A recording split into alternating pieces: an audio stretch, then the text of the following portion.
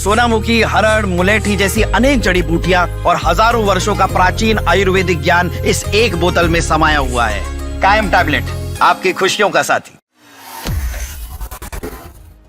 Budget 2025 में tax slab और rebate बढ़ाने के बाद न्यू टैक्स रिजीम काफी आकर्षक बन गया है। अब ये सिर्फ एक विकल्प नहीं बल्कि डिफॉल्ट चॉइस बनता जा रहा है। लेकिन जैसे जैसे बजट 2026 नजदीक आ रहा है, सवाल ये है कि क्या सरकार इसे और भी फायदेमंद बनाएगी और आखिरकार टैक्स में क्या क्या बदलाव हो सकते हैं, आम जनता को इससे क्या फायदा होगा।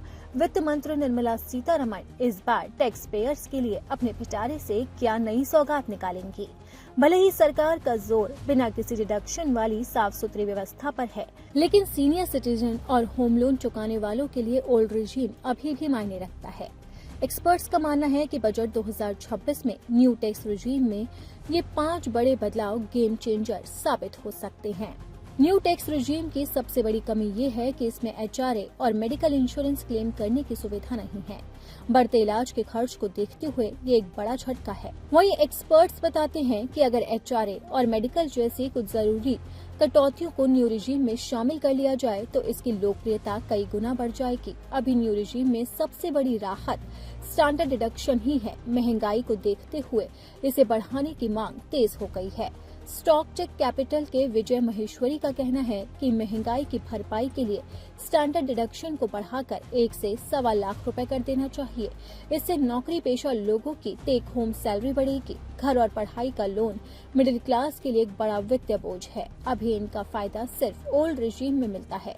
एक्सपर्ट्स का तर्क है कि होम लोन और एजुकेशन लोन का डेटा बैंकों के पास पहले से मौजूद है, इसलिए इसे न्यू रिजीम में शामिल करने से सिस्टम जटिल नहीं होगा और लोगों को बड़ी राहत मिलेगी।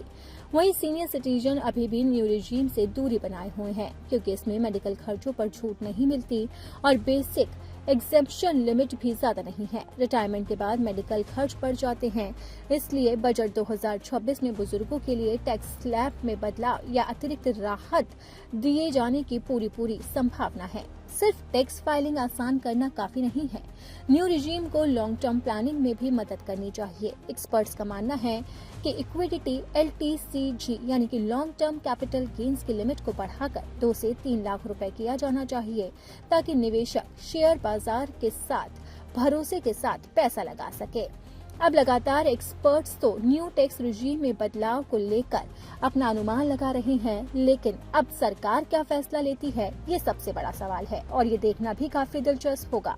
आपको बता दें कि इस बार बजट 1 फरवरी को ही पेश किया जाएगा। पहले अनुमान लगाया जा रहा था कि 1 फरवरी को रविवार होने के चलते बजट नहीं होगा, लेकिन अब साफ हो गया है कि 1 फरवरी को ही बजट पेश किया जाएगा।